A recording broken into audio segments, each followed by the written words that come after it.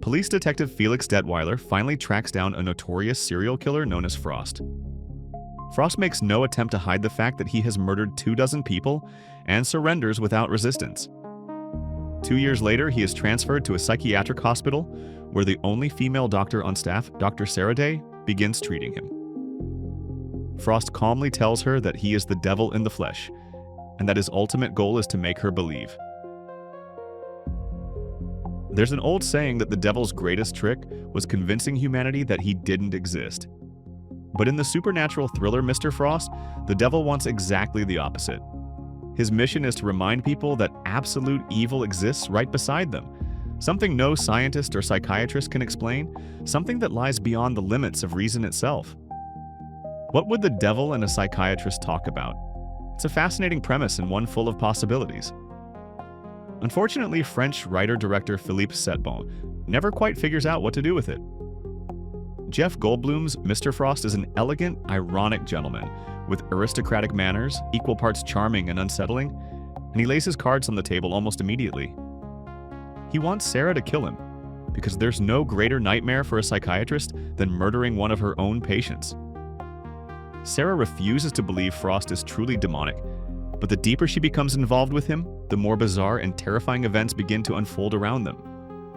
Setbon's biggest mistake as a filmmaker is that he never gives the story any real dramatic momentum.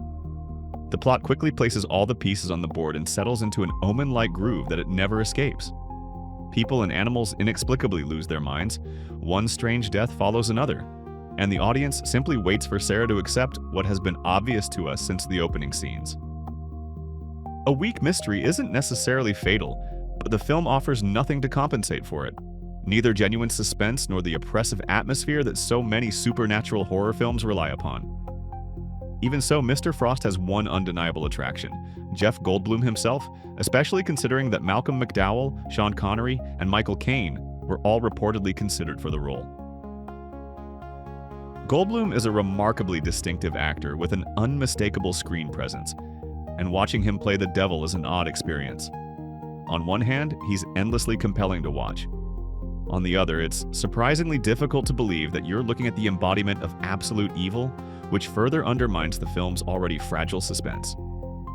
You keep watching simply because you're curious to see what Goldblum does with such a challenging role, not because you believe what's happening on screen.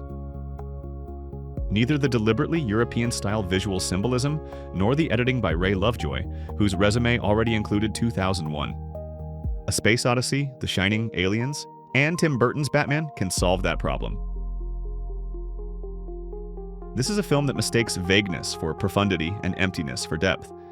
It leaves behind no memorable ideas, no fresh insights, not even particularly quotable dialogue. In the end, the only scene that truly sticks is what feels like an improvised moment in which Frost, deep in meditation, tries to catch a fly before abruptly losing interest in it. Given that Jeff Goldblum's most iconic role at the time was in The Fly, it becomes an amusing bit of accidental self-reference.